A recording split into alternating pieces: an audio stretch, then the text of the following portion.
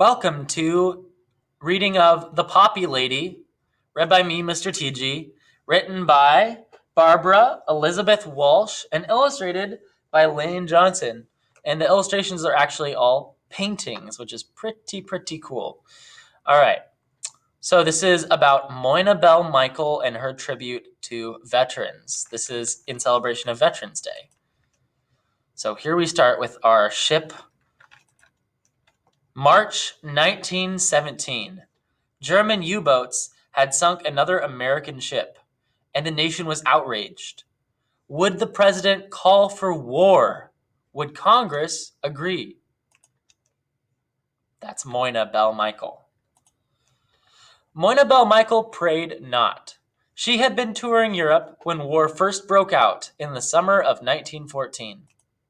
But now, bomb craters, trenches, barbed wire barriers, and battlefields covered the beautiful countryside, visions that still made her shudder. April 1917.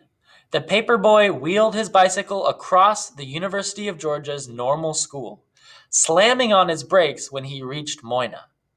Moina snatched the Athens banner away from him, struck by the thundering headline, Wilson asking for war. Moina slowly climbed to the top of the dormitory steps and held out the newspaper for all to see. It was striking how different personalities reacted to the sight of that headline as war began hammering against the home door of every American. Moina knew what war would mean to the college girls. She was their teacher and foster mother. Their brothers, their sweethearts were of war service age, and some of their fathers were. Moina promised that she would let them know as soon as the president and Congress reached a decision. Look at her. All night, Moina called the Athens banner. Each time she was told to be patient. The president was still talking to Congress. At 10:30 p.m., she called again. Tell the young ladies to say their prayers, to go to bed and to sleep, the frustrated editor replied. When news broke, an extra edition would be delivered to campus and into Moina's hands. Sleep was out of the question. On campus, Moina looked to the stars and moon, bright on this clear springtime night, and breathed the scent of white Cape jasmine blossoms. She thought of the boys at the university. She offered all to God if only He would spare them. She thought of boys throughout the country, if only she could go in their place. Before dawn, the edition arrived. Moina read Wilson's inspiring plea to defend democracy, defend the rights of small nations, defend the freedom of the seas. America was going to war. Moina vowed to do everything she could for the soldiers, to remember them. Moina knitted socks and sweaters, rolled bandages for the Red Cross. And when enlisted friends and students came to say goodbye, she gave them a little remembrance to take overseas. But Moina wanted to do more. There she is with the soldiers. She delivered books, magazines, and candy to their camps nearby. She and friends invited soldiers home for dinner. And I felt privileged to give my best welcome to these lads in my country's uniform. And when it was time for them to leave, Moina went to the train station to see them off. And my heart was thrilled with pride for their bravery, courage, and cheerfulness. They were so young, they were so innocent of the dangers they were to face. But Moina needed to do even more. To become a canteen worker for the YMCA and help soldiers overseas seemed perfect. She could listen about home and family and serve food to men on leave from the battlefronts. On the fall of 1918, over 100 years ago, her appointment approved, 49-year-old Moina headed for New York City and the training program at the Y headquarters at Columbia University. She successfully completed the course, but was told she was too old to go overseas. Moina refused to give up, but what could she do now? Help the soldiers before they left for war. Moina set up a desk in the basement of Columbia's Hamilton Hall, where soldiers, sailors, marines, and secretaries came during their free time. Every day brought privileges to serve men and women going overseas, each to face the submarine-infested Atlantic and the gas, bombs, and shrapnel of the battlefronts. But as winter approached, the large room turned gray and gloomy. The soldiers deserved a brighter, more comfortable place. Moina knew what to do.